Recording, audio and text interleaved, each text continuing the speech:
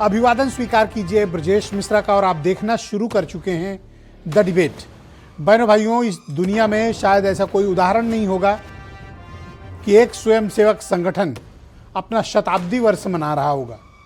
शताब्दी वर्ष से मेरा तात्पर्य है 100 साल से। इस देश का स्वयंसेवक संगठन है राष्ट्रीय स्वयंसेवक संघ RSS। ये 100 साल पूरे करने जा रहा है। क्या है RSS? इसकी खूबियां क्या हैं? इसका पक्ष क्या है? इसका विपक्ष क्या है? इनका तर्क क्या है? इनके कुतर्क क्या हैं? इनकी सफलताएं क्या हैं? इन पर प्रतिबंध क्या हैं? और क्या है RSS? और इन दिनों कुछ ज़्यादा ही चर्चा में है, तो उसके कारण क्या हैं? आज सभी पहलुओं पर RSS की हम एक गंभीर चिंतन करने वाले हैं। बहनों भाइयों, आप सबको मैं विजयादशमी की बहुत बधाई और शुभकामनाएं प्रेषित करता हूं और आज की इस डिबेट को हम आगे बढ़ाते हैं। बहनों भाइयों, राष्ट्रीय स्वयंसेवक संघ अपना 100 वर्ष का कार्यकाल पूर्ण कर चुका है।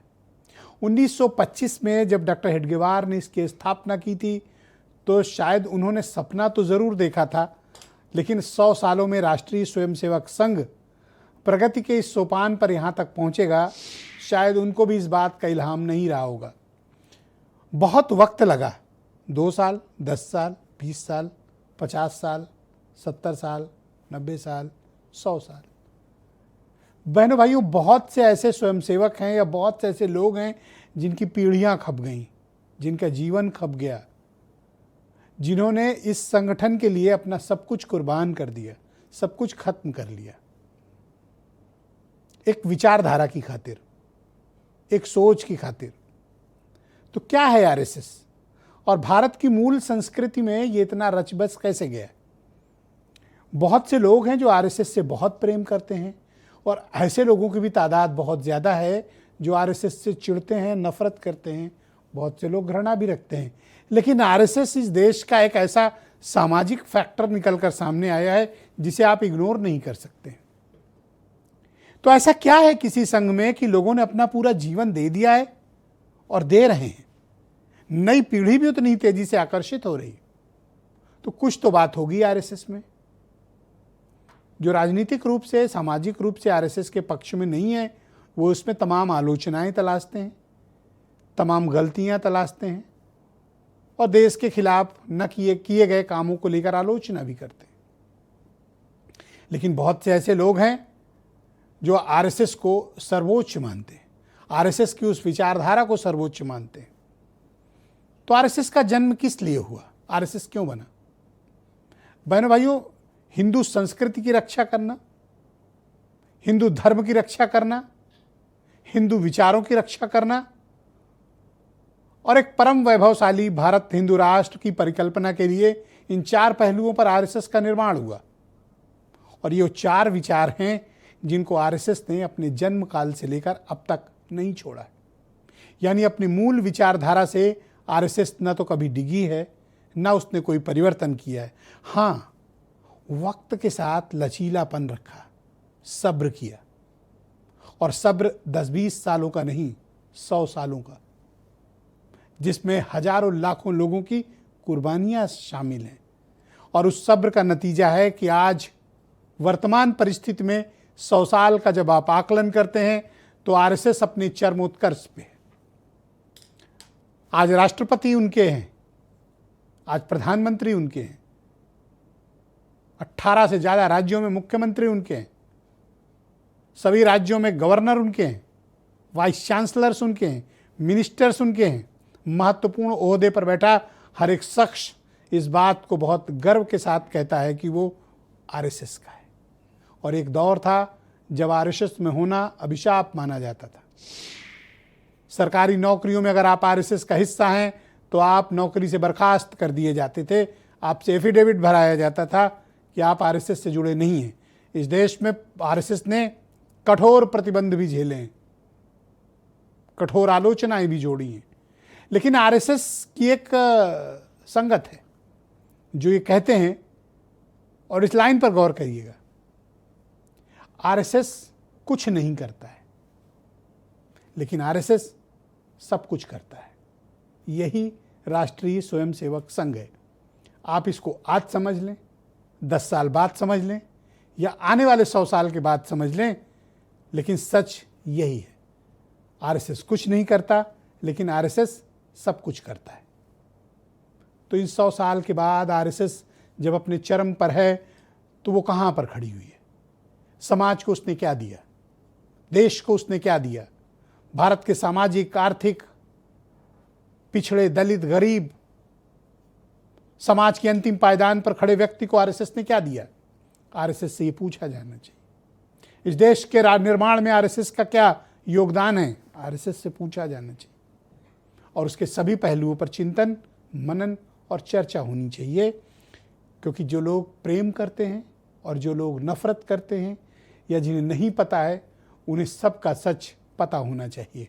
तो आप कुछ बयान सुने, फिर आज तमाम अत्यंत खास मेहमान मेरे साथ हैं जिनसे हम आरएसएस के 100 साल पर चर्चा करेंगे। लाखों स्वयंसेवकों को गढ़ा, जो विभिन्न क्षेत्रों में देश को अपना सर्वोत्तम दे रहे हैं, देश को आगे बढ़ाने के लिए निरंतर प्रयास कर रहे हैं। समर्पण से, सेवा से और राष्ट्र के उत्कर्ष की साधना से। साथियों, संघ जब से अस्तित्व में आया, संघ के लिए देश की प्राथमिकता ही उसकी अपनी प्राथमिकता रही है। अंग्रेजों के साथ ये खड़े हो गए थे, सारे के सारे आरएसएस वाले। हम लड़े थे, हमने कहा, देश से हमने कहा था डरो मत, डराओ मत, हमने कहा था। बीजेपी के लोगों ने हाथ जोड़ के कहा था भैया डर गए हम, जो करना है कर लो। संघ की शाखा ये आदत बदलने का तरीका है। 100 वर्षों में इसीलिए सब प्रकार की परिस्थिति आई, संघ को लालच भी दिखा दी, संघ को राजनीति में आने का आमंत्रण भी मिला, लेकिन संघ ने वो सब नहीं किया। संघ केवल एक ही कार्य में लगा रहा। संघ के स्वयंसेवकों ने हर परिस्थिति में शाखा को नित्य चलाया है। इसने आजादी के आंदोलन में देश के साथ गद्दारी करने का काम किया है। यह भी नहीं बताया जाएगा कि 52 साल तक आरएसएस ने अपने मुख्यालय पर तिरंगा झंडा नहीं फहराया। और ये तो आपको जरूर याद रखना चाहिए कि यह भेदभाव में यकीन रखने वाला संगठन है।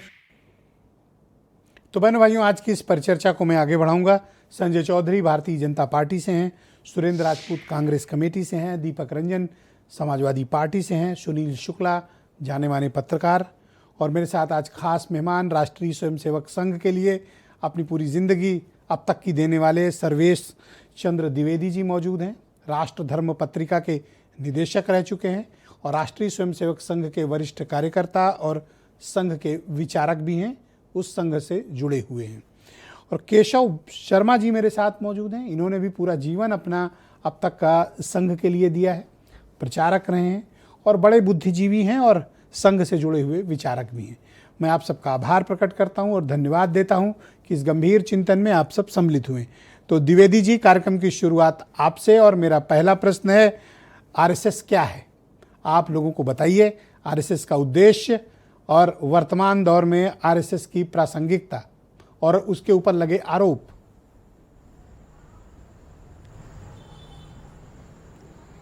नमस्कार जी, सभी को विजयदशमी के पर्व की बधाई।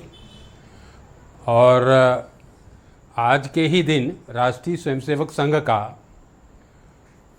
प्रादुर्भाव हुआ। डॉक्टर हेडगेवार जी ने नागपुर में 17 कार्यकर्ताओं को लेकर के संघ की नींव रखी थी। संघ को समझने के लिए संघ की शाखा में आना होगा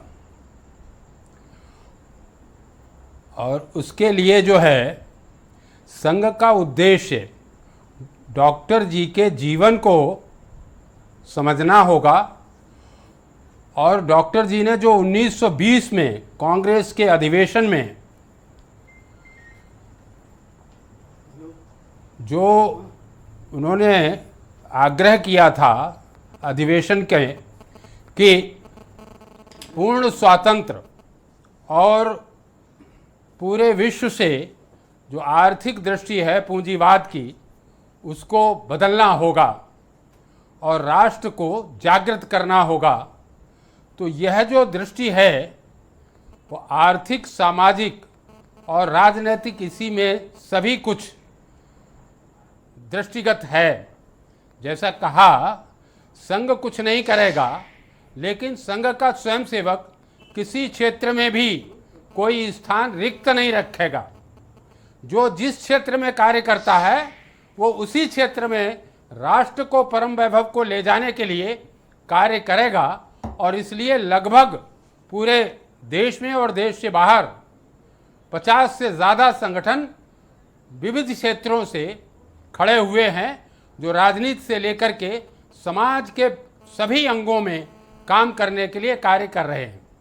अब जहाँ तक सवाल है कि राष्ट्र, जब हम अंग्रेजी और अंग्रेजी कानून और अंग्रेजी शब्दावली का प्रयोग करते हैं तो नेशन की बात आती है, और भारतीय दृष्टि से नेशन नहीं, भारतीय दृष्टि से राष्ट्र है।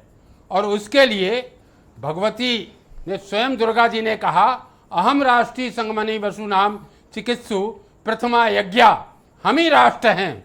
भगवती ने कहा हम ही वेद हैं, हम ही अवेद हैं, हम ही विद्या हैं, हम ही अविद्या हैं, हम ही प्रकृति पुरुष हैं। तो यह जो भगवती का स्वरूप है, यह संपूर्ण स्वरूप हम ही जगत हैं, और उसी के जगत के निर्माण और उसके कल्याण का काम हम ही करती हैं। और वो संपूर्ण सृष्टि का स्वरूप, उसको राष्ट्र कहा है। इसलिए राष्ट्रीय स्वयंसेवक संघ मानी राष्ट्र और स्व, तो स्व को जागृत करके और सेवा के भाव में राष्ट्र की सेवा के लिए संघ सर, की मैं शाखा पर आपसे कुछ संकल्प प्रश्न लेते पूछना हैं, चाहता हूं। कार्य करते हैं।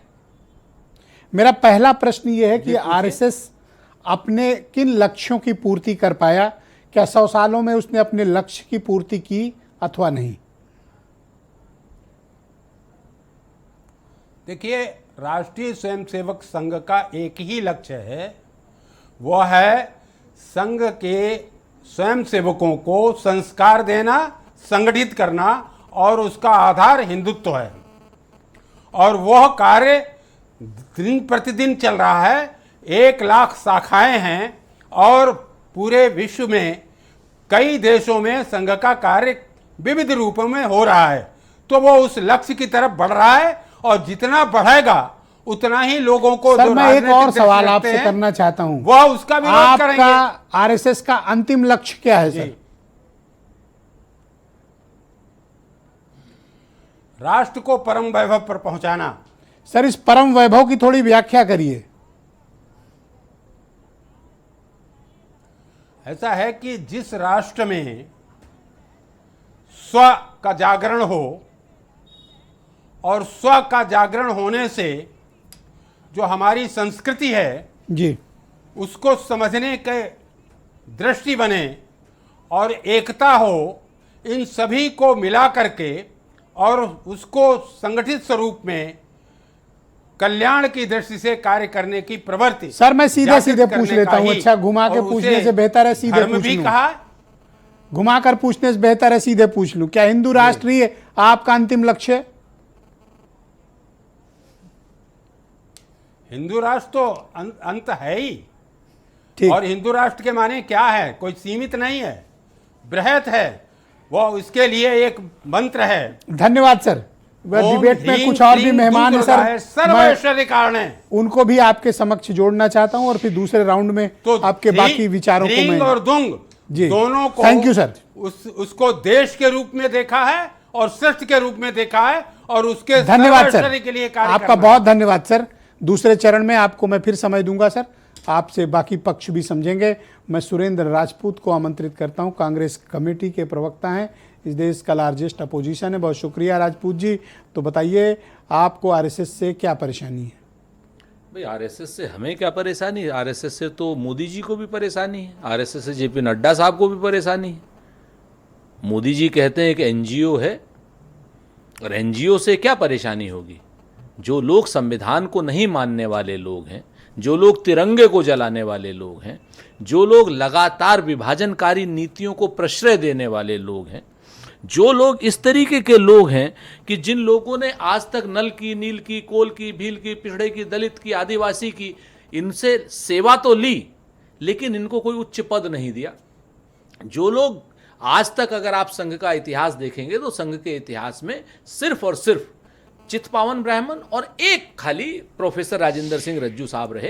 तो जो लोग अपने ऊपर उच्चस्थ पद पर जातिवादी व्यवस्था को रखते हैं, मनुवादी व्यवस्था को रखते हैं, उनसे तो हम प्रश्न करेंगे, नंबर एक। नंबर दो, जिनका अपना कोई अकाउंट नहीं होगा, जो संविधान को मानेंगे नहीं, जो आज की डेट में भी नागपुर में तो तिरंगा मुश्किल से लगाने लगे हम कांग्रेस कार्यकर्ताओं की उससे, लेकिन अभी भी सारी शाखाओं में किसी शाखा में तिरंगा नहीं लगता है। तो ये सारे के सारे जब हम प्रश्न करते हैं, और सबसे बड़ा प्रश्न मेरा जो है, मैं जब नागपुर गया था तो मैंने वहां पर प्रश्न किया था कि संघ की जो सबसे बड़ी हमारे साथ की समस्या है, आरएसएस में गए थे आप? हाँ, मैं तो वहां आरएसएस के कार्यक्रम में? नहीं, कार्यक्रम में नहीं गया था। तो हेडक्वार्टर गए थे? हेडक्वार्टर गया था आरएसएस के? हाँ हाँ, बाकायदा अखबारों में निकला था वहां। मैं क्या नाम, जाने महाराष्ट्र तो लगे? नहीं, मैं नहीं, 2019 में गया था। अच्छा अच्छा। और बाकायदा मीडिया ने पूछा था मुझसे क्या करने गए थे, मैंने कहा मैं संघ की शाखाओं में मट्ठा डालने गया था। ये भी स्टेटमेंट था बाकायदा, ये कोई वो नहीं है, हम कोई ढकी छुपी बात नहीं करते। हाँ, और दूसरी बात मैं आपको बता दूं कि मैं पिथौरागढ़ में और लोहाघाट में शिशु मंदिर में भी 3 साल पढ़ा हूं, चूंकि वहां सरकारी स्कूल नहीं था।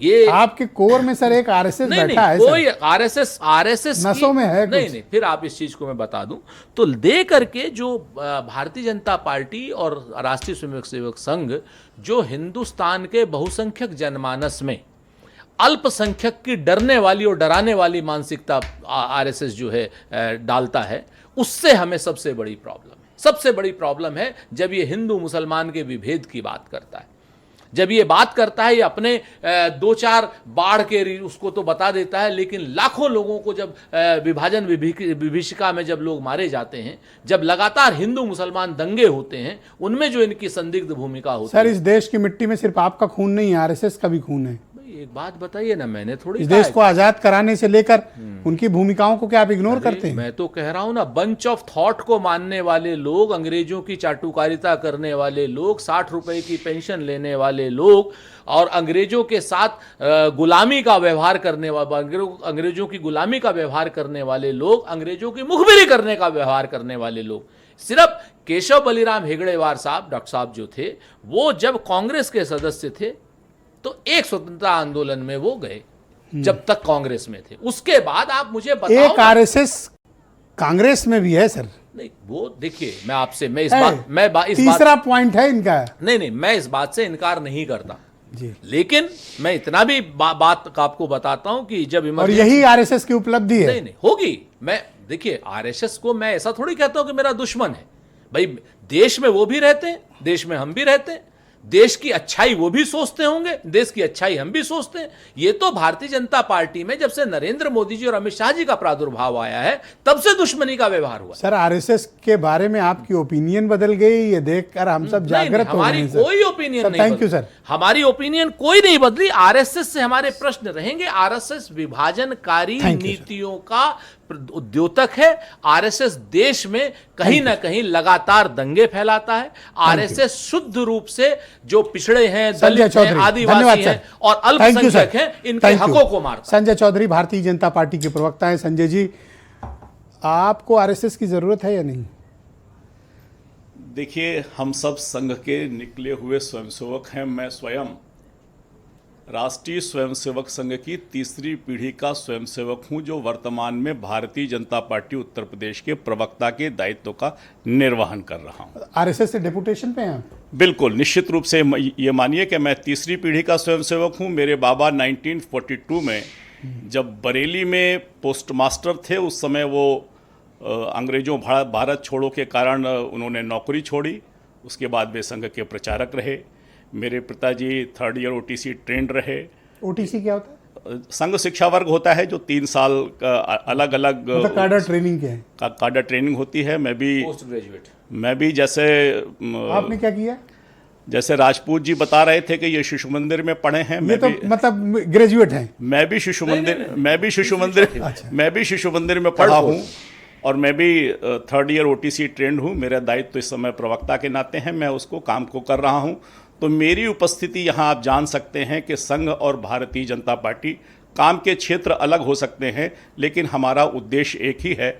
संघ में गाया हुआ एक गीत मुझे इस समय याद आ रहा है, आपने पूछा था कि एक संस्कृति एक धर्म है, एक हमारा नारा है, एक भारती की संतति हम, भारत देश हमारा है।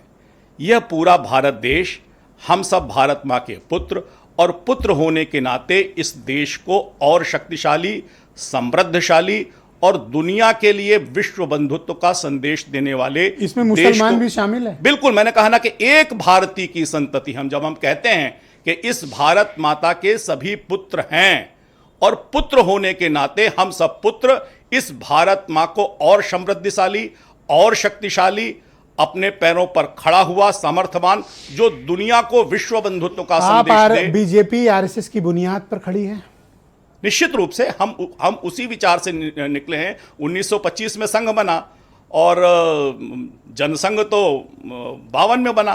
तो और एक और विचित्र बात देखिए कि विचार अगर हमारे लिए पहले ना होता तो इस जनसंघ को, पार्टी को, राजनीतिक दल को, जब देश के लोकतंत्र पर संकट आता है तो इस पार्टी के लोग अपने राजनीतिक दल को देश के लिए होम कर देते हैं, समाप्त कर देते हैं राजनीतिक दल को। राजनीतिक दल तो आएंगे जाएंगे, बनेंगे बिगड़ेंगे, लेकिन यह देश समृद्धशाली बनना चाहिए, रहना चाहिए। बिल्कुल। इस देश का जो संघ है वो विचार है, और जो विचार है वो यही है कि नेशन फर्स्ट, और इसीलिए इस देश को और समृद्धशाली, शक्तिशाली, सामर्थ्यवान बनाने के लिए क्या हम लोग ये टेक्निकली ये बात कह सकते हैं कि भारतीय जनता पार्टी राष्ट्रीय स्वयंसेवक संघ का राजनीतिक अनुषांगिक संगठन है? देखिए, संगठन सब अलग अलग हैं जो अलग अलग क्षेत्रों में चल रहे हैं, इसमें कहीं कोई कंफ्यूजन नहीं होना चाहिए। देखिए, आपने जो बात कही उसमें प्राथमिक बात है कि संघ कुछ नहीं करेगा, लेकिन संघ से प्रेरित स्वयंसेवक जहां जहां जाएंगे उस विचार को और आगे ले जाते हुए अपने अपने क्षेत्र में बेहतरीन काम करते हुए देश को आगे ले जाएंगे। सर, एक लाइन में कोई RSS की कोई पत्रकार व्याख्या नहीं कर पाएगा जो मैं बोला हूं सर कि संघ के बारे में। सर, ये कुछ नहीं करेगा पर सब करेगा सर। नहीं, बिल्कुल बिल्कुल, धन्यवाद। जहां जाएंगे वहां देश मैं के लिए आपके मित्र दीपक रंजन को इनवाइट करता हूं, समाजवादी पार्टी के प्रवक्ता हैं, और फिर हमारे खास मेहमान शुक्ला जी और शर्मा जी भी आज हमारे साथ हैं। दीपक जी, शुक्रिया आपको। आपसे मैं जानना चाहता हूं कि RSS के बारे में समाजवादी पार्टी क्या धारणा रखती है और उनके 100 साल को लेकर आपकी क्या प्रतिक्रिया है? ब्रजेश जी, विजयादशमी, गांधी जयंती और लाल बहादुर शास्त्री जयंती की आप सभी को बहुत हार्दिक शुभकामनाएं और बधाई। देखिए, सही है कि 100 साल इनका पूरा हुआ, ठीक है। 100 साल इन्होंने 1925 में इसकी स्थापना की थी, आज 2025 में इनके 100 साल पूरे हो गए।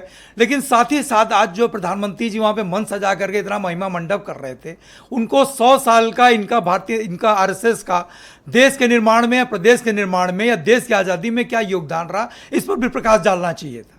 भाई, हम समझते हैं कि 1915 में शायद हिंदू महासभा का गठन हुआ था और 1925 में इनका गठन हुआ। उसके बाद देश हमारा आज़ाद हुआ, उसका कितने आंदोलन हुए, देश को आज़ाद कराने के लिए नमक सत्याग्रह हुआ, उसके बाद क्विट इंडिया हुआ, भारत छोड़ो आंदोलन हुआ, किस उसमें ये इनका योगदान रहा। इन सारी चीज़ों को भी जो है इनको, अच्छा देखिए, आज मोदी जी या भारतीय जनता पार्टी के लोग आज महिमा मंडप कर रहे हैं, और जो इनके राष्ट्रीय अध्यक्ष हैं, क्योंकि अभी तक कोई नया राष्ट्रीय अध्यक्ष तो खोज नहीं पाए, जिस राष्ट्रीय अध्यक्ष से काम चला रहे हैं, अभी कुछ महीने पहले या मैं समझता हूँ साल भर पहले या 2024 के चुनाव के आसपास यही JP नड्डा साहब थे, यही कह रहे थे कि अब RSS की हमको ज़रूरत नहीं। तो ये दोहरी मानसिकता क्यों है, ये दोहरी बात क्यों करते हैं लोग? और इनके नाम के आगे जुड़ा राष्ट्र, इसी राष्ट्र में आधी आबादी भी आती है, 85% लोग भी आते हैं। अभी सुरेंद्र भाई ने कहा, जो एक फ्लो में इन्होंने बताया, SC ST वर्ग के भी लोग आते हैं और पिछड़े जाति के भी लोग आते हैं। उच्च पद पे इन्होंने किसको बिठाने का काम किया? नाम तो उन्होंने राष्ट्र का दिया, और ये कहते हैं भाई देश हमारा संविधान से चलेगा कि इनके संविधान फाड़ने से देश चलेगा। संविधान विरोधी हैं ये लोग। आज ये जो भी कुछ कहें, और हम अभी हमारे RSS के, मैं समझता हूँ कि भी आदरणीय द्विवेदी जी कह रहे थे कि हम हिंदू राष्ट्र बनाना चाहते हैं। अरे भाई, देश RSS से चलेगा कि देश संविधान से चलेगा? बाबा साहब जो संविधान लिख करके गए हैं, हमारा देश उससे चलेगा कि आरएसएस के कहने से चलेगा? कि आरएसएस क्या कहती है क्या नहीं कहती है? सरदार पटेल जी ने भी इसको बैन करने की बात की थी। जिस सरदार पटेल की को आज का लोहा जो है आज पूरा देश पूरी दुनिया मानती है, उन्होंने भी आरएसएस को बैन करने की बात की थी। समय समय पे आरएसएस को बैन भी किया गया। देखिए, भारतीय जनता पार्टी और आरएसएस जो है ये एक सिक्के के दो पहलू हैं। ये दोनों मिल करके जो है देश को बेवकूफ़ बनाने का काम कर रहे हैं। Thank you sir. हिंदुस्तान की महान नहीं, थोड़ा सा अच्छा बोलिए। हिंदुस्तान की देवतुल्य जनता को, महान जनता को लोग बेवकूफ़ बनाने का काम कर रहे हैं। और देखिए, ये अपने कई बातें, चाहे देश के प्रधानमंत्री जी हों, चाहे आरएसएस चीफ हों, इन्होंने क्या कहा था? भाई दूसरे को तो आप ले आओगे 75 साल पूरा होने के बाद, लेकिन खुद जब आपके ऊपर आएगा, जब आप अभी 100 साल तो आप मना रहे हो, अभी कुछ दिन पहले सितंबर में ही दोनों लोगों ने अपना 75 साल मनाया। अपने की बातों को तो आप पूरा करते, जो आपने कहा था, जो खुद आप कह रहे हो, तो देश आपकी किस बात पे आपकी यकीन करे? बहुत शुक्रिया। मैं सुनील शुक्ला जी, बहुत ही जाने माने पत्रकार हैं, मेरे साथ मौजूद हैं। शुक्ला जी, आपका स्वागत और धन्यवाद। आप मुझे बताइए कि आरएसएस क्या अपने जन्मकाल से लेकर अब तक अपने लिए निर्धारित किए गए लक्ष्यों की पूर्ति कर पाया? उसका किस मकसद से जन्म हुआ था? और अपने 100 साल के कार्यकाल को आरएसएस कहां तक अपने लक्ष्यों के प्रति पहुंचा पाया? धन्यवाद ब्रजेश जी। संघ तो अपने लक्ष्यों को पाने में प्रयासरत ही है, और जो वो चाह रहा है उसके अपने स्वयंसेवक तैयार हो रहे हैं। लेकिन सवाल है कि उसकी जन स्वीकृति कितनी है। और कोई भी संगठन भारत जैसे देश में जिसकी आज़ादी के 80 साल होने जा रहे हैं, उसमें अगर आप उसकी जन स्वीकृति की बात करते हैं तो उसके कई आधार, जिसके आधार पर आप उसका मूल्यांकन करते हैं। यह देश 200 सालों से अधिक समय तक गुलाम रहा। किसी संगठन ने आज़ादी के संघर्षों में उसका योगदान क्या है, ये बड़ा सवाल पैदा होता है। उसके प्रति उसको लेकर के लोग उसको स्वीकार करते हैं या उसको खारिज करते हैं, या उसके साथ खड़े होते हैं या उसको अंगीकार करते हैं। दूसरे साथ साथ बात आती है कि नागरिक आजादी को सुरक्षित करने में उस संगठन की भूमिका कैसी। सिविल लिबर्टी आज के दौर में सबसे प्राथमिकता वाली विषय है। एक सवाल ये पैदा होता है कि नागरिक जीवन को बेहतर बनाने में उस संगठन की भूमिका कैसी। अगर आप एक लोकतांत्रिक और लोक कल्याणकारी राज्य हैं तो संविधान में आपकी कितनी आस्था है, संविधान को कितना आप मानते हैं। सब आपके देश का जो स्वरूप है, बहुभाषी है, बहुत संस्कृति वाला है, बहुत धार्मिक है, उसको आपकी तरह स्वीकार करने के लिए वो संगठन तैयार होता है। बात अभी कही द्विवेदी जी ने कि 3 लक्ष्य उन्होंने बताए: संस्कार बनाना, वैभवशाली देश बनाना और स्व का विकास। किसी को परिभाषित उन्होंने किया स्व का क्या मतलब। क्या अगर हम अपने आप को ही केंद्र में रखेंगे और जो इस देश की परंपरा रही है वसुधैव कुटुंबकम, वो उसमें उस स्व में शामिल है या नहीं है? और अगर उस स्व में शामिल है तो इस देश के जितने भी नागरिक हैं सबको उतना ही महत्व मिलना चाहिए। अगर आप विभाजन विभीषिका दिवस बनाते हैं तो उस विभीषिका को रोकने के में आप अपने योगदान की भी भूमिका का तो मूल्यांकन करेंगे आप। 1925 में गठित राष्ट्रीय स्वयंसेवक संघ की आजादी में की लड़ाई में कौन सी क्या भूमिका है? आज प्रधानमंत्री जी को यह कहना पड़ रहा है कि बहुत बड़ी भूमिका रही। ये आज ऐसा तो है नहीं कि लिपिबद्ध। क्या आप ये कहना चाहते हैं कि आरएसएस का लक्ष्य औपनिवेशिक शासन जो अंग्रेजों का था उससे आजादी दिलाना नहीं था? अगर आप अंग्रेजों के साथ खड़े रहे तो कम से कम आजादी की लड़ाई के साथ तो नहीं खड़े रहे। अगर आजादी के आंदोलन के दौरान आप ब्रिटिश सेना में लोगों को भर्ती का आह्वान करते रहे तो आप आजादी के आंदोलन के साथ तो नहीं खड़े रहे। अगर अगर 100 साल के अवसर पर एक सिक्का जारी किया गया, ये लांछन है उस ये आरएसएस पे नहीं, ये आरोप नहीं बनता। अगर आप देश की आजादी की लड़ाई में शामिल नहीं होते हैं, अगर आप अपने नागरिकों की स्वतंत्रता के लिए सक्रिय नहीं होते हैं, तो आप इसको उपलब्धि तो नहीं कर सकते। अच्छा, एक पक्ष है जो ये कहता है, मैं ऐसा नहीं कहता, एक पक्ष कहता है कि उस वक्त इस्लाम और ईसाईयत का बहुत प्रादुर्भाव था और हिंदू समाज को एकजुट करने के लिए एक ऐसे संगठन की आवश्यकता थी, इसलिए आरएसएस का निर्माण हुआ। सवाल इस बात का नहीं है। अगर पहले तो वो ईसाईयत का असर कहाँ था, इस्लाम का असर कहाँ था? पहले तो पूरा देश आजादी की लड़ाई लड़ रहा था कि कोई धार्मिक आंदोलन चल रहा था उस समय देश में। अगर आपकी प्राप्ति, अगर बाढ़ आई हुई है तो बाढ़ में बहने से बचाना आपका काम है, या यह पता करना है कि बाढ़ आया कहां से, इसमें और नदियां कहां कहां जोड़ने पर उसको रोक लो आप। सवाल इस बात का है कि एक आजादी का आंदोलन चल रहा था, उस आजादी के आंदोलन में पूरा का पूरा देश शामिल था, और उसी में जब जब हेडगेवार साहब कांग्रेस से निकल करके आए थे, उन्होंने उन्होंने उनके बारे में कहा जाता कि वो जेल गए, बिल्कुल गए, लेकिन एक एक एक एक व्यक्ति के रूप में जेल गए, संघ के कार्यकर्ता के रूप में जेल नहीं गए। उन्होंने संघ का आह्वान भी नहीं किया कि वो आजादी के आंदोलन में शामिल हो। और उसके बाद जब जब गोलवलकर साहब संघ के प्रमुख बने तो सभी देश की लड़ाई की आजादी चल रही थी। पर ऐसा डॉक्टर हेडगेवार चाहते थे कि हिंदू समाज एक हो और एकजुटता के साथ बोले, और क्या आरएसएस ऐसा करने में सफल हुआ? महात्मा गांधी कर रहे थे कि अगर हिंदू और मुसलमान एक हो जाए तो हम आजादी बहुत जल्दी पालेंगे, और उस समय आप ये कर रहे थे कि हिंदू एक हो जाए। आप उसके बाद आप हिंदू एकता की बात करते करते संघ से प्रेरित लोग मुस्लिम लीग के साथ सरकारें बना रहे थे, 3 राज्यों में सरकारें चल रही थी। दो बातें कैसे होगी? एक तरफ जब आपके देश की एकता की आवश्यकता है, देश के सभी वर्गों में संगठन की आवश्यकता है, देश के सभी लोगों को एक स्वर में बोलने की जरूरत है, उसमें आप अलग अलग समूहों को अलग अलग तरीके से व्याख्या करना शुरू करें, तो यह तो कम से कम सामूहिक संघर्ष नहीं है, या उस संघर्ष में के सामूहिकता में शामिल होना भी नहीं है। ये मूल्यांकन का विषय है कि आजादी की लड़ाई में संघ की भूमिका क्या रही। और हम और आप एक लोकतांत्रिक देश में रहते हैं, एक लोक कल्याणकारी राज्य में रहते हैं, उसमें भी सवाल है कि अगर आप ये कहते हैं कि वैभवशाली देश बनाना है, तो क्या वैभवशाली देश नागरिकों के बीच में विभाजन करके बनेगा?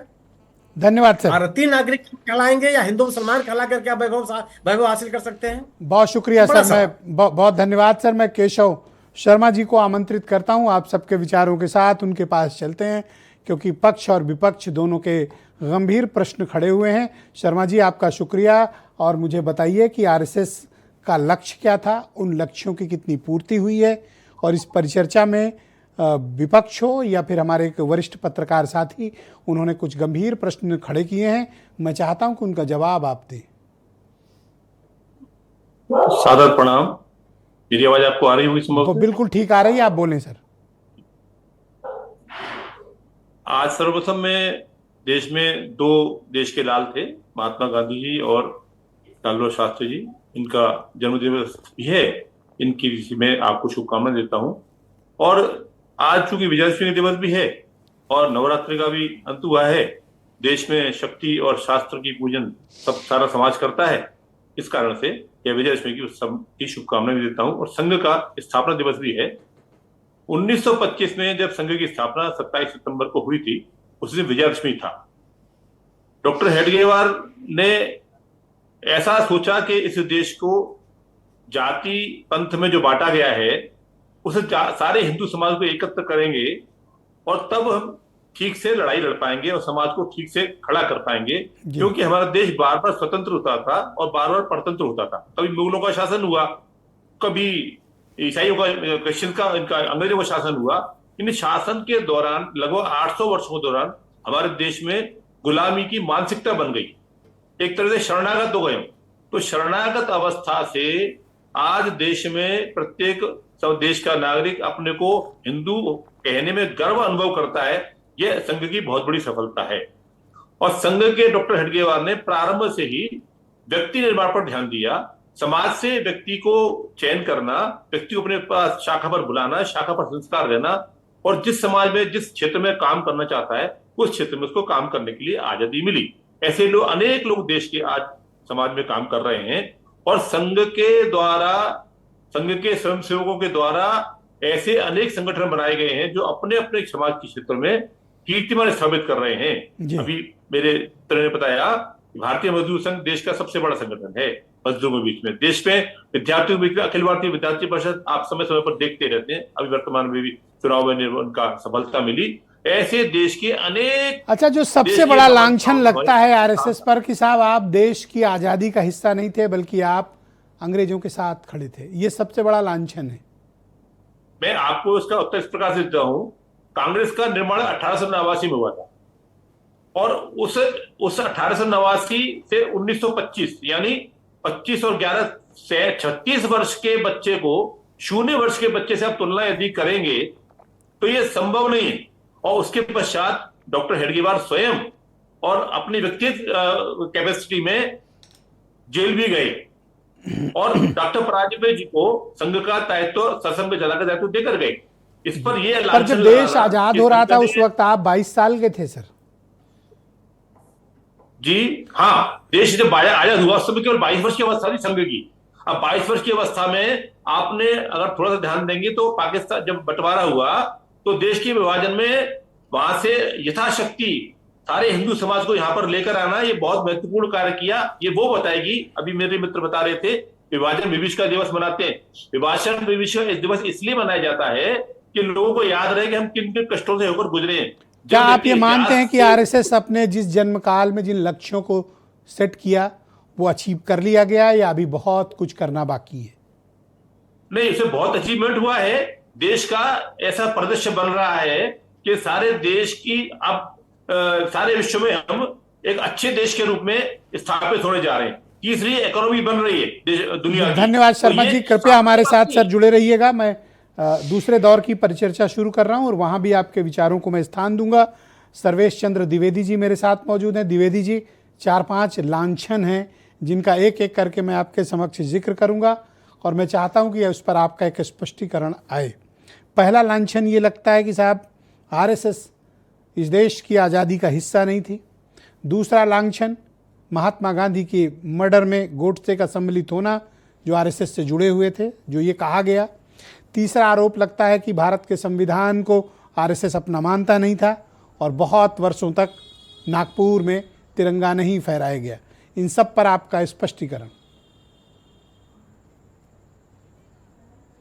देखिए, आपने कहा तिरंगा नहीं फहराया गया। बड़ी विनम्रता से कहना चाहते हैं कि सर्वोच्च न्यायालय के निर्णय को पढ़ें, जिसमें कहा गया, एक याचिका लगाई कि नागरिक को झंडा फहराने का अधिकार हो। जब सर्वोच्च न्यायालय ने आदेश दिया तो कार्यालय में झंडा फहराने की योजना बनी और झंडा फहराया जाने लगा। अब दूसरी बात, आपने कहा संविधान को नहीं मानते हैं।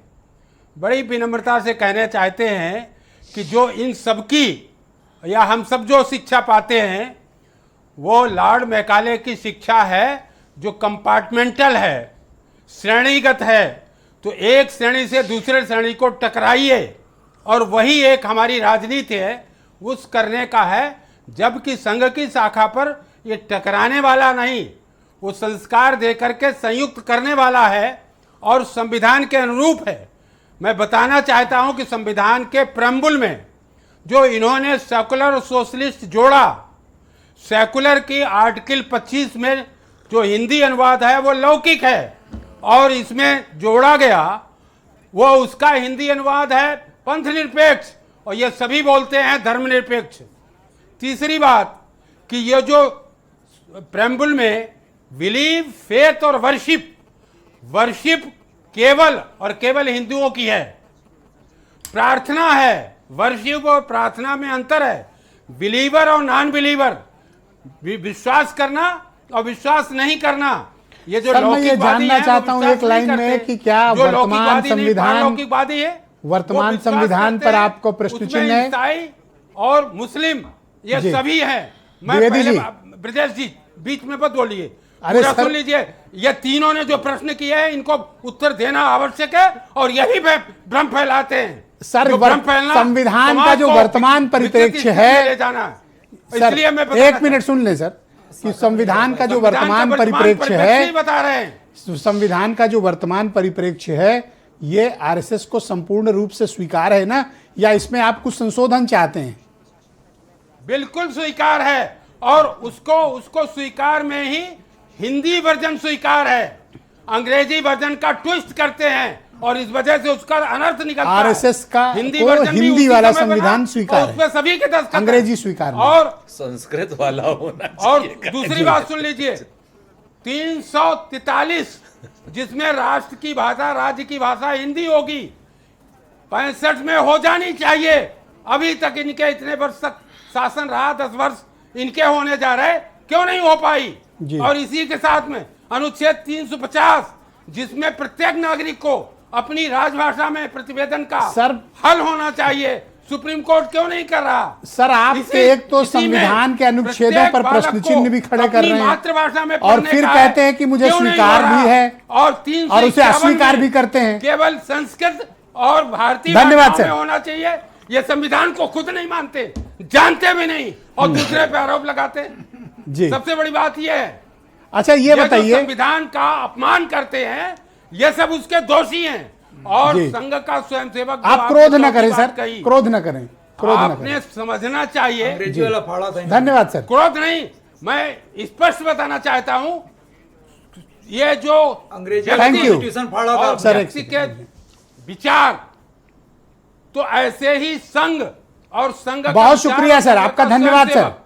संघ ने कहा संघ कुछ नहीं करेगा, क्या संघ का स्वयंसेवक सब कुछ सर, करेगा। बोलने दीजिए, आप उन पर आज डिबेट है इनके तो वो कहा बोलेंगे। आपको इनके किस बात कितने कहते लोग हैं? जेल गए, हमने कौन सा- कितने राष्ट्रों में बंद हुए, आप जरा ये बताएं। बलिदान कांग्रेस जी। त्योहार बनाइए। धन्यवाद ये सर। जो है ये 9 बजे तक सर, आप क्रोध न करें सर। संघ का स्वयंसेवक यह कह के नहीं गया कि मैं आरएसएस का हूं। संघ ने सरकार का विरोध किया, अंग्रेजों का विरोध किया, लेकिन आरएसएस कह के नहीं, कार्यकर्ता के रूप में काम किया। जी, और धन्यवाद कार्यकर्ता सर। के रूप में देखिए, ही कह रहे हैं काम कि करता विरोध है। तो किया सुरेंद्र राजपूत जी, करता है। ठीक है, हम आरएसएस के नाम से नहीं गए, हम दूसरे नाम से गए और हमने अंग्रेजों के खिलाफ लड़ाई लड़ी सर और संविधान उन्हें हिंदी वाला स्वीकार है। जी, अभी कुछ दिनों बाद देखिए, दो चीज़ें बड़ी साफ हैं। मैं पंडित सरोज द्विवेदी जी से कहना चाह रहा हूँ, बड़े हैं, उम्र भी हो गई है, गले का नस फट जाएगा इतना अगर गुस्सा करेंगे तो। श्यामा प्रसाद मुखर्जी स्वयंसेवक थे कि नहीं थे?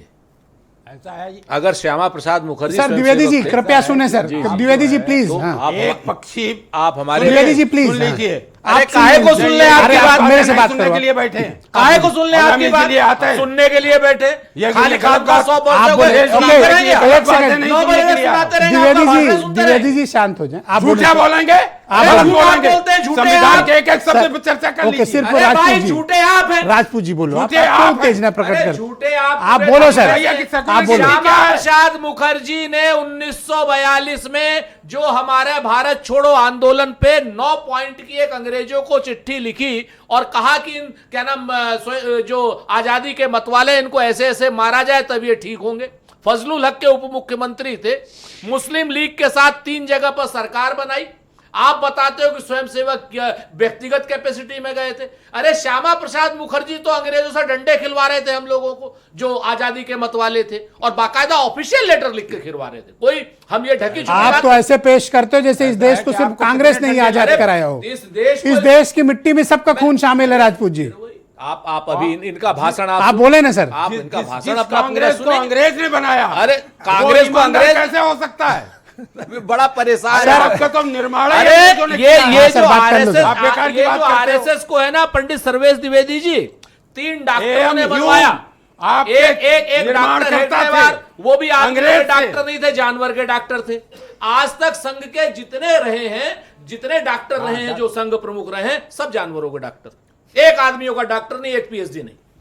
आप सर अपनी बात कंप्लीट करो सर। क्या ठीक है? ठीक, और आपको एतराज किन बिंदुओं पर ये रखो? आप किसको जानते हैं? आप किसी को नहीं जानते। बोल रहे हैं श्यामा अपने प्रसाद पास रखिए मुखर्जी ने जानकारी। ट्रेटरशिप आपने बोल दिया, सीधा नेक्स्ट बोलोगे, बोलो। जानकारी ठीक है? बताओगे। अरे बताइए, ये- अगर गलत ये- गलत गलत मीडिया में गलत हो तो बता दीजिए। झूठ अगर बोल जानवरों करके के ज्यादा डॉक्टर समय ना तक हो नहीं तो टिक सकते। सर द्विवेदी जी, जानवरों के डॉक्टर ना हो तो बता दीजिए। एक से आप शांत हो जाओ। द्विवेदी जी, मैं आपसे निवेदन करूंगा सर, थोड़ा प्रतिपक्ष की बात भी सुने और संयम रखें सर। इनको कह लेने दे, फिर आपको मैं मौका दूंगा।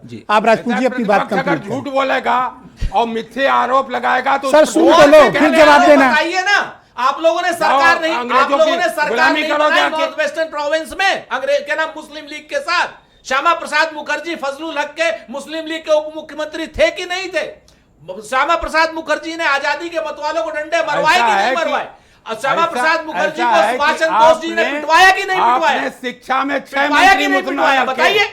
कलकत्ते में आप ही मुसलमानों के पक्षधर थे। अरे भाई, आपने ही मुसलमानों का पाकिस्तान पक्षधर होना बनवाया। कोई बुरी बात है। आप ही उसके हम तो कर्ता हिंदुओं के धर्ता भी थे। पक्षधर एक उनकी हैं। लाइन पूरी अंग्रेजों होने के दो, कुछ दलाल कहना थे। चाहते हैं, पीड़ा है उनकी, अरे सुनिए। अंग्रेजों अरे सुन लो, शांत हो दलाल जाओ। थे। एक हम सेकंड तो हिंदुओं के भी पक्षधर सर, हैं, धन्यवाद मुसलमानों सर। के भी पक्षधर डिबेट हैं। आगे बढ़ानी पड़ेगी सर। मुसलमानों के थैंक यू सरकार- सर। मुसलमानों के साथ सरकार ऑलराइट, बनाएंगे संजय आप, चौधरी जी। आरोप लगाएंगे हमारे ऊपर। आप- शर्म नहीं ओके, आती आपको? आप जो है अंग्रेजों की दलाली करके, अरे अंग्रेजों के और दलाल देश को आप, आपके बांटने का पुरखे। और हिंदू मुस्लिम बताया करने ना, का काम तो अंग्रेजों के आपने दलाल किया। आप, आपके पुरखे क्या नाम हेगड़ेवार जी से लेकर के बंच ऑफ थॉट वाले गोवलकर जी तक, आपके श्यामा आप प्रसाद अपने मुखर्जी पुरखों को तक, जाइए, अटल बिहारी आप वाजपेयी अपने तक, पुरखों को क्या बात जाइए, करते हैं आप? उनको क्या- गाली मत क्यों? दीजिए। अरे आप ही दलाल भाई, हैं। ये तो हम थोड़ी, आप हमको कह रहे हैं दलाल आप दे लोग रहे हैं। दलाली किए हो, हैं? कह रहे हो आप लोग दलाली किए अरे हो। अगर हम लोग दलाली की तो आजादी दिलवाते। ये लोग अभी तो, भी कर ये रहे लोग हैं। तो बाकायदा अभी पेंशन भी पाते थे, 60 विदेशों की रुपया, दलाली कर रहे हैं। 60 रुपया की पेंशन संविधान पाने वाले के नाम लोग पर धन्यवाद सर। पब्लिक को हिंदू गुमराह कर भाषा रहे हैं। ऑलराइट, थैंक यू सर, धन्यवाद सर। संजय चौधरी बात जी, करते मुझे इस हैं। बात को बताएं कि क्या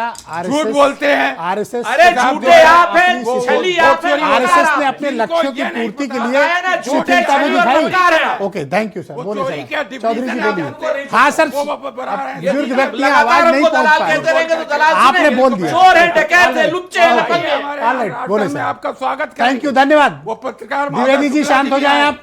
ओके, ऑलराइट, चौधरी जी तो बहुत बोले। अच्छी बहस कर रहे हैं। आप बोले बाकायदा कहा था सर। सर कि- आप सब शांत हो और मासिक गोष्ठी बोले, करते हैं, आपकी उसमें आवाज जा आइए। रही है। आप ओके, अपना ज्ञान सिर्फ संजय बताइए। चौधरी जी की आवाज जाएगी, बोलिए। देखिए, जो बहस चल रही है, मुझे लगता है गंभीर बहस चल रही थी। हाँ, एक बेवजह का भी तंडा हो रहा और है। ये तो खराब बात है। अगर कक्षा 3 के पढ़ने के बाद भी अगर राजपूत जी शिशु मंदिर में पढ़े होते तो मुझे लगता है आज की बहस का रुख दूसरा होता। देखिए, 2-3 महत्वपूर्ण विषय उठे हैं। इसमें एक विषय बहुत गंभीरता से उठा है और कई बार उसका जिक्र हुआ है कि राष्ट्रीय स्वयंसेवक संघ मुसलमानों के बारे में किस प्रकार का विचार रखता है, विद्वेषपूर्ण रखता है और उनको अलग समझता है। ब्रजेश भाई, मैं 2 उदाहरण आपके सामने प्रस्तुत करना चाहूँगा। आपको याद होगा, चरखी दादरी में एक एरोप्लेन दुर्घटनाग्रस्त अरे हुआ बहुत- और वो गिरा। बहुत और बड़ी घटना। गिरा तो संघ के स्वयंसेवक भी वहां मदद करने पहुंचे। वहां पाया गया कि वो जो एरोप्लेन गिरा है वो सऊदी अरब का प्लेन था और उसमें मरने वाले लगभग 99% मुसलमान लोग थे। लेकिन संघ के स्वयंसेवकों ने जाति, पंथ, धर्म देखे बिना सबको उनके धर्म के अनुसार उनका जो भी उनकी मदद हो सकती थी वो करके दिखाया। ब्रजेश भाई, इसी की हम चर्चा कर रहे हैं। हम लखनऊ में बैठे हुए हैं। आपको याद होगा, इस लखनऊ के अंदर शिया और सुन्नी का दंगा होता था। हर साल मुहर्रम के जुलूस नहीं निकलते थे और हर बार कुछ शिया, कुछ सुन्नी मुसलमान मारे जाते थे।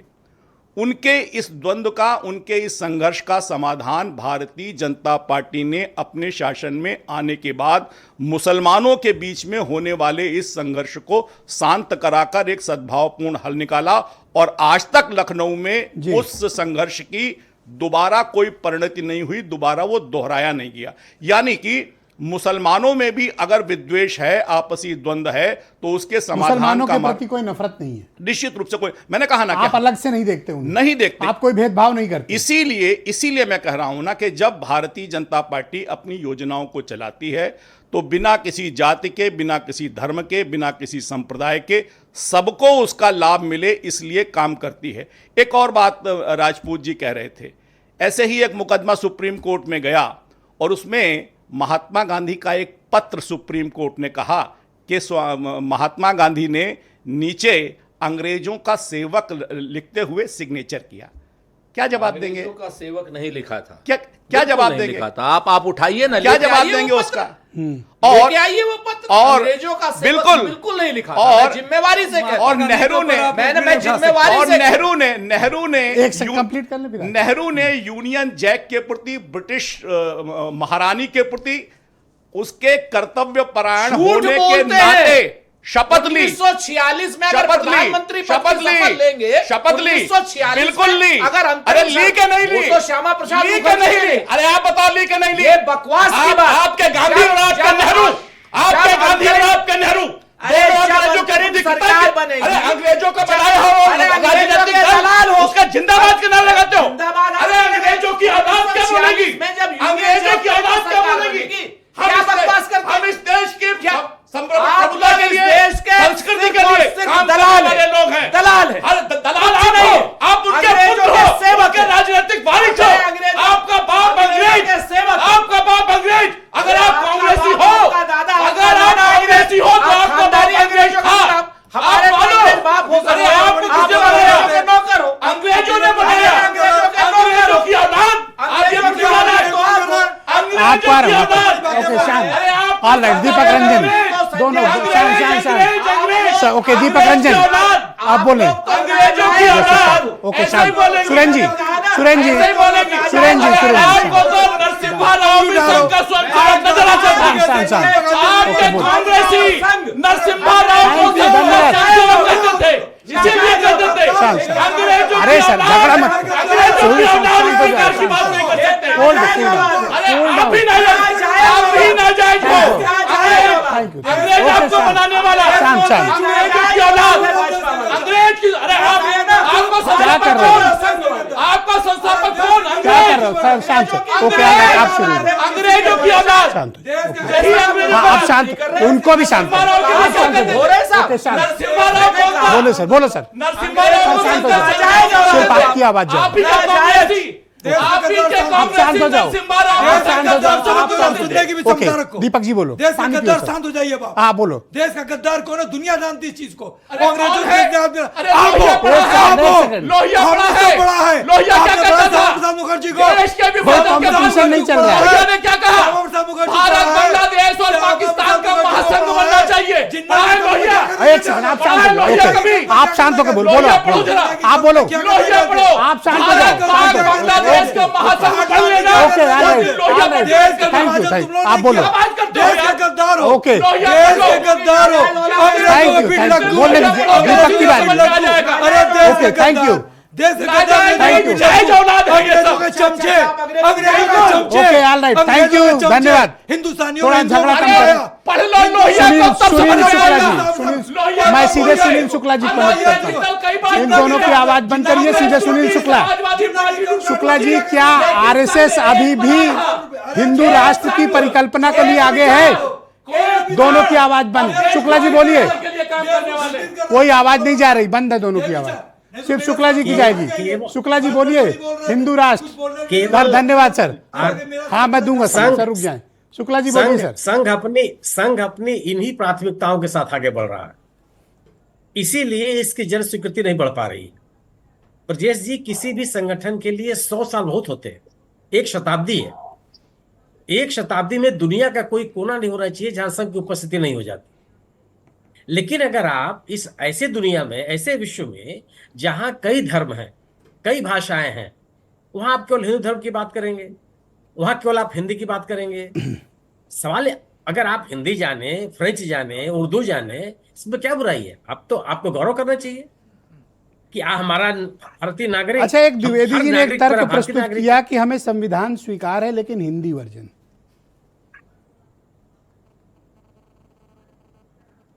नहीं, सवाल वही तो मैं आपसे कह रहा हूं।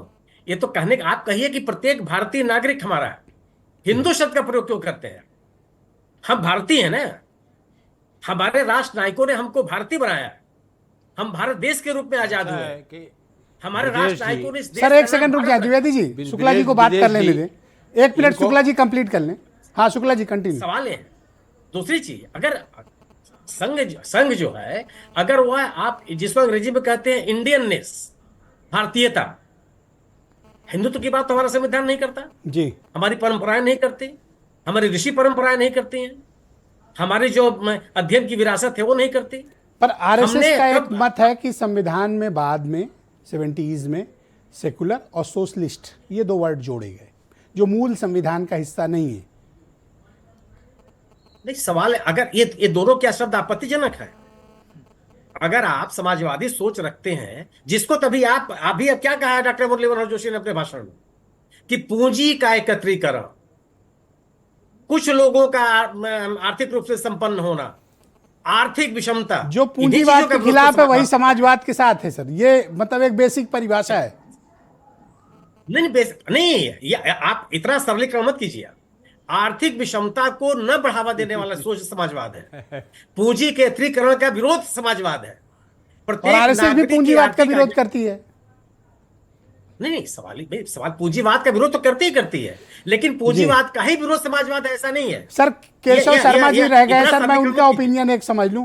केशव जी, आपने पूरी इस डिबेट का सार समझा। इसमें पक्ष भी है, विपक्ष भी है, तर्क भी है, वितर्क भी है। आप क्या धारणा रखते हैं कि आरएसएस अपने उन लक्ष्यों के प्रति, और द्विवेदी जी ने भी कुछ मुद्दे उठाए हैं, आपकी मैं ओपिनियन जानना चाहता हूँ। ब्रजेश जी, मेरा ये निवेदन है कि ये बहुत बड़ी सफलता है कि सुरेंद्र जी ये अनुभव कर रहे हैं, कह रहे हैं कि जहां पर सरकारी विद्यालय नहीं थे वहां पर शिशु मंदिर में मैंने अपने छात्र जीवन व्यतीत किया है। ये बहुत बड़ी सफलता कांग्रेस के लोग कह रहे हैं कि भाई स्कूल नहीं था। बोलेंगे एक बात और दूसरी बात क्या करते? सपा वाले एक सेकंड सर प्लीज, इंपॉर्टेंट आदमी बेचारे कभी कभार डिबेट में, आप लोग तो हमेशा रहते हैं। हाँ बोले सर, शर्मा जी कंटिन्यू। की बात जो करते हैं, लोकतंत्र की बात जो करते हैं, सपा मुलायम के मुखिया मुलायम सिंह के यादव जी के मुख्यमंत्री काल में प्रदेश के सभी हॉकरों की पिटाई की गई थी। आप सबको याद होगा, सब हॉकरों को पीटा गया था और 19 महीने की आपातकाल श्री सुरेंद्र राजपूत की पार्टी ने लगाया था। मैंने वो झेला है।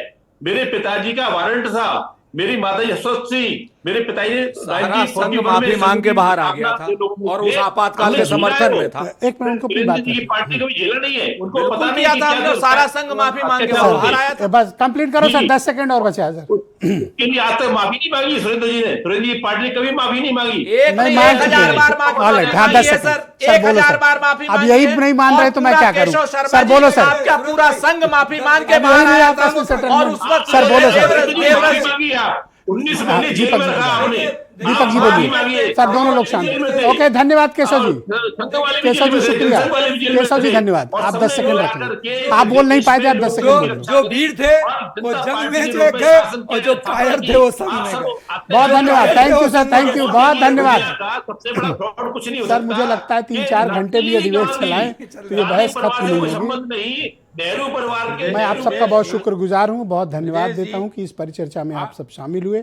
आप सभी सुधीजनों का बहुत शुक्रिया, धन्यवाद। मैं आप सबसे निवेदन करूंगा कि मन में कोई राग द्वेष लेकर न जाएं। आज विजयादशमी है और इस प्रकरण में हम सबके अपने पक्ष विपक्ष हो सकते हैं।